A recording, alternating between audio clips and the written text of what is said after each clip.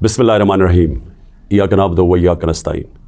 मेरे पाकिस्तानियों, मैं आज अपनी सारी कौम को समझाना चाहता हूँ कि क्यों हम इस जगह पे पहुँच गए कि हम जेल भरो तहरीक का आगाज़ करना चाहते हैं।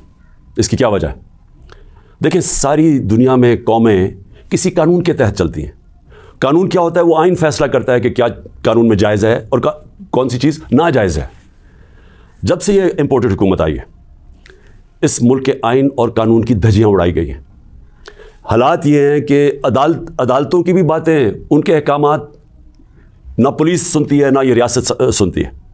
मैं आपको मिसाल देता हूँ कि अभी हाल ही में जब ये इम्पोर्टेड हुकूमत भाग रही थी इस्लामाबाद के लोकल गवर्नमेंट इलेक्शन से, तो अदालत ने कहा कि फौरी तौर पे डेट दो, बल्कि उन्होंने तो कहा कि 48 घंटे में करवाओ।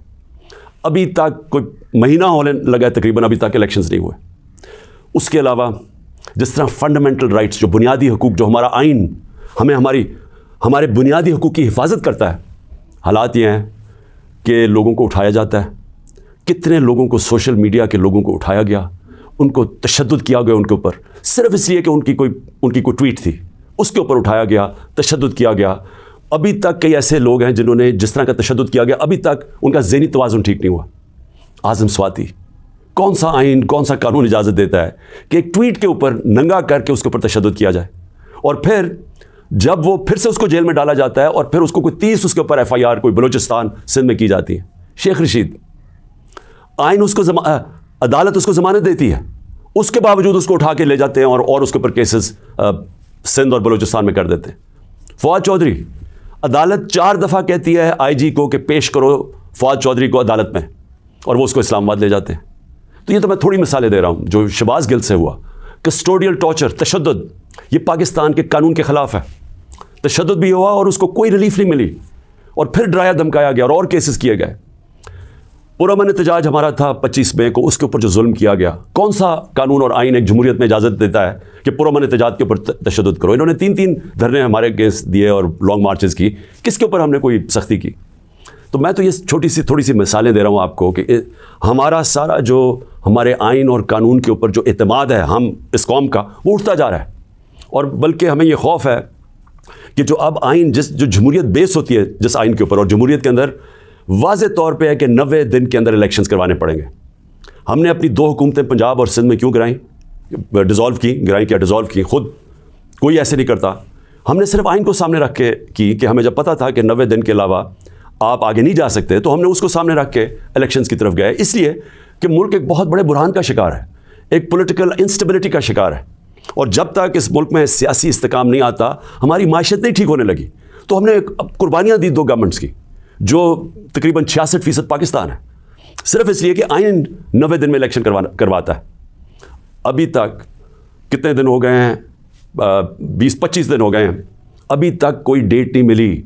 दोनों इलेक्शन कमीशन और ये जो 2 हुकूमतें, जो 2 गवर्नर्स हैं, उन्होंने डेट्स नहीं अभी तक दी, और ये सीधी पाकिस्तान के आइन की वायलेशन है। और अगर ये 90 दिन से आगे जाते हैं तो आइन बड़ा साफ़ है इसमें कि आर्टिकल 6 लगेगा।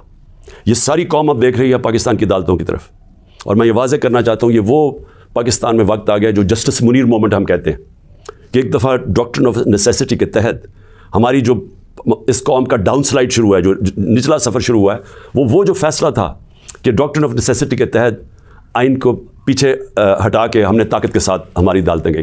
तो आज भी वही वक्त है, सारा पाकिस्तान देख रहा है, टाइम बदल चुका है।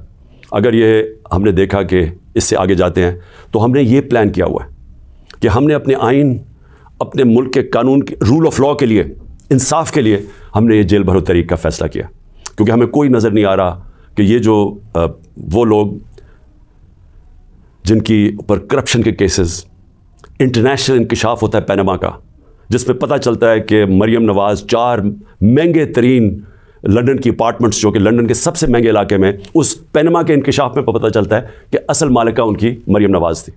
उसके बाद सारा ट्रायल होता है, सज़ा होती है। तो उनके ऊपर तो कोई ऐसा तशद्दुद नहीं हुआ, उनको तो जेल में रॉयल्टीज़ की तरह रखा गया।